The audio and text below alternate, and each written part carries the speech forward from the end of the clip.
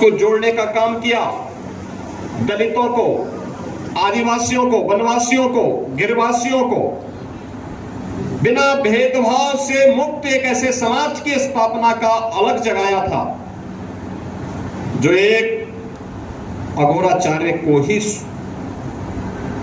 के द्वारा ही संभव था, एक योगी के द्वारा ही संभव था, एक संत के द्वारा ही संभव था। उच्च कुलीन परिवार में जन्म लिया, लेकिन उन्होंने कहा नहीं, छूत और स्पृश्यता के भाव को त्यागना होगा, तभी ये देश सुरक्षित हो पाएगा। और यहाँ के दलितों को, वनवासियों को साधना के माध्यम से हम सबके सामने प्रस्तुत किया। उनके चमत्कार के अनेक किस्से हैं। उन्होंने भारत की सभी साधना विधियों को एक साथ जोड़ करके काशी में कृम कुंड को भी जो पवित्रता प्रदान की, वह हम सबके सामने है। हम सब इस बात को जानते हैं, हर व्यक्ति उसका गवाह है। आज भी वह विभूति और दिव्यता वहां पर और इस पूरे स्थान पर, उनकी पवित्र साधना स्थली पर भी हम सबको देखने को मिलती है। बहनों और भाइयों, ये मेरा सौभाग्य है कि जब चंदौली में मेडिकल कॉलेज का निर्माण हो रहा था और उस समय यहाँ के हमारे माननीय सांसद, माननीय विधायक, माननीय सांसद और केंद्रीय मंत्री डॉक्टर महेंद्र नाथ पांडे जी ने, माननीय विधायक श्री सुशील सिंह जी ने, यहाँ के हमारे अन्य जनप्रतिनिधियों ने उस समय मेरे सामने प्रस्ताव रखा था कि बाबा के नाम पर कुछ हो जाए। तो मैंने कहा मेडिकल कॉलेज से अच्छा और क्या हो सकता है।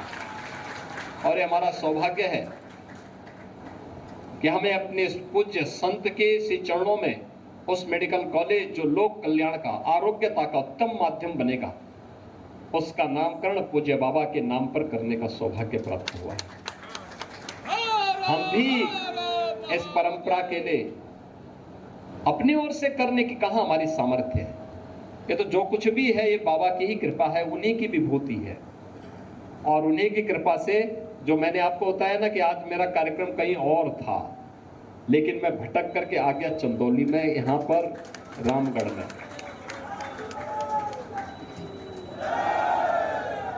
बाबा सिद्धार्थ गौतम जी को मैं समय देते देते, जब भी मैं समय देता था, पता लगता था अपन करने वाले बाबा विश्वनाथ और मां गंगा के प्रति अगाध श्रद्धा रखने वाले ऐसे कुलीन परिवार में पूज्य बाबा कीनाराम जी का जन्म जरूर हुआ।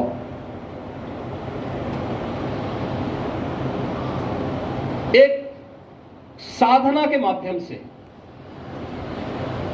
उन्होंने सिद्धि प्राप्त की, और सिद्धि प्राप्त करने के बाद अक्सर होता है जब सिद्धि किसी को प्राप्त होती है या कुछ भी प्राप्त होता है, तो वह उसके मद में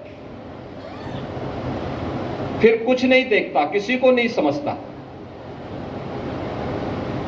प्रभुता पाई काई मद नाही, संत तुलसीदास जी ने भी कहा।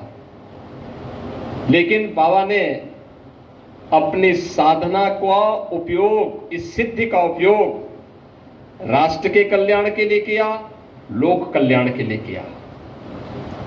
उस समय की समाज की बिगड़ती हुई स्थिति को एक देखते हुए कि देश क्यों गुलाम हुआ, क्यों विदेशी आक्रांता सफल हुए। हर हर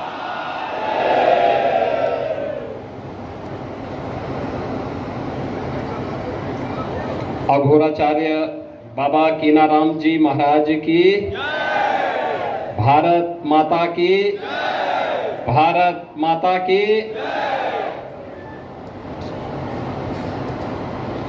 अघोराचार्य, आज ये मेरा सौभाग्य है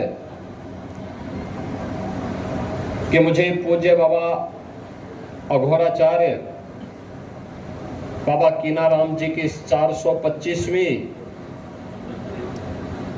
पावन अवतरण समारोह के अवसर पर,